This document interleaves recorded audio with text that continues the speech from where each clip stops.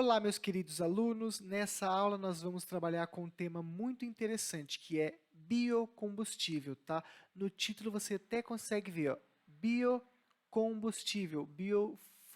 Fuel significa combustível. Aqui nas imagens a gente já consegue ter mais ou menos uma ideia. Nós vemos um avião, né, que inclusive é da Lufthansa Cargo, e nós temos aqui algumas imagens que mostram experimentos, né, inclusive com plantas. Eu vou ler para vocês agora o primeiro parágrafo, que diz mais ou menos assim: a companhia aérea alemã Lufthansa disse que ela se tornaria a primeira companhia aérea a operar um voo de carga neutro em CO2. De acordo com a Lufthansa, isso foi possível pelo uso do tão chamado combustível de aviação sustentável para o voo. Nesse primeiro parágrafo aqui, vocês precisam observar o seguinte: todas as vezes que nós tivermos as cores roxo e verde para o português, a gente começa traduzindo primeiro as cores verdes, tá? Acho que vocês devem se lembrar da aula que eu falei sobre a estruturação do nosso método. Então aqui fica mais ou menos, ó, companhia aérea alemã. Aqui embaixo nós temos ó, voo de carga neutro em CO2, né, que é aquele voo que é zero emissão de gás carbônico.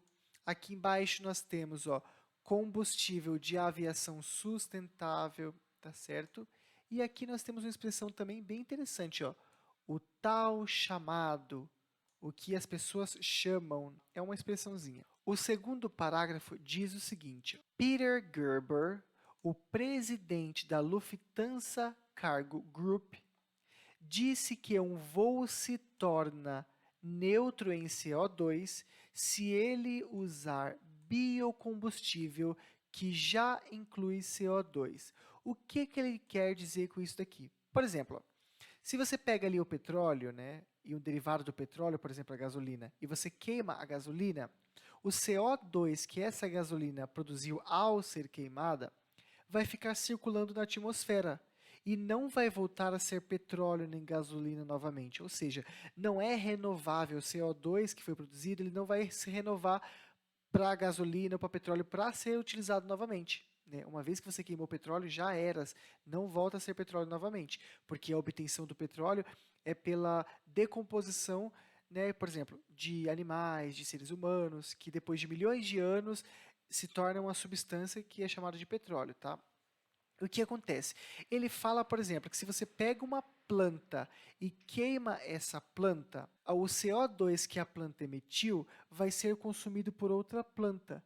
E essa outra planta pode ser queimada e o CO2 que essa planta absorveu vai voltar para o meio ambiente. E daí, esse CO2 que está no meio ambiente pode ser consumido por outra planta, que essa outra planta já pode ser queimada, ou seja, haverá um ciclo em que a planta consumiu, foi queimada, voltou o CO2 para o ambiente. E daí ela absorveu, foi queimada e assim por diante, tá? É um ciclo, é literalmente um ciclo, né?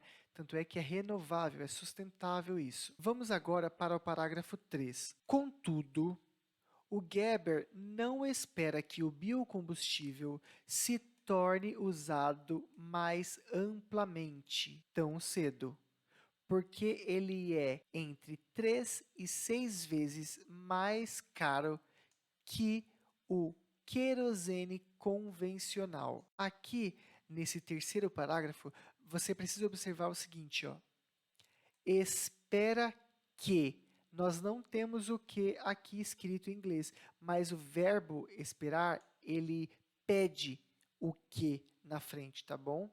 Outra coisa interessante é isso daqui, ó, mais amplamente. Wide significa largo, só que widely é amplamente, tá certo? Anytime soon é uma expressãozinha para dizer tão cedo, ou seja, o biocombustível ele não vai ser usado amplamente tão cedo. No último parágrafo nós temos o seguinte, ó, a demanda por petróleo mundial tem sido esmagada pelos eventos deste ano e pode nunca se recuperar completamente. Isso leva ao fechamento das refinarias e força algumas empresas a optarem por alternativas mais limpas que convertem plantas para produzir biocombustível. Aqui, nesse último parágrafo, nós conseguimos observar o seguinte, ó, oil. Oil significa óleo, mas também significa petróleo, tá? Global significa global, que é mais fácil traduzir como mundial, tá? Aqui, ó, crush, eu imagino que você deva estar imaginando crush como apaixonite, né? Só que na verdade crush significa ser esmagado. Se bem que a apaixonite esmaga o coração de alguém, né? Então dá pra gente associar mais ou menos assim. Aqui nós temos também uma coisa bem interessante, olha, cleaner alternatives, ou seja, alternativas mais limpas. Se não tivesse esse ER do final, seria alternativas limpas. Mas como tem esse ER no final, fica alternativas mais limpas, tá certo? O que vocês vão fazer agora, meus alunos? Vocês vão pegar esse texto sem essas marcações, você vai ler e interpretar. Teve dúvida, não conseguiu entender alguma coisa? Volta aqui na aula, assiste a aula, faz as anotações e depois vai para as questões que está contida no material de vocês, tá certo? Então, vejo vocês na próxima aula. Fiquem com Deus e um grande abraço.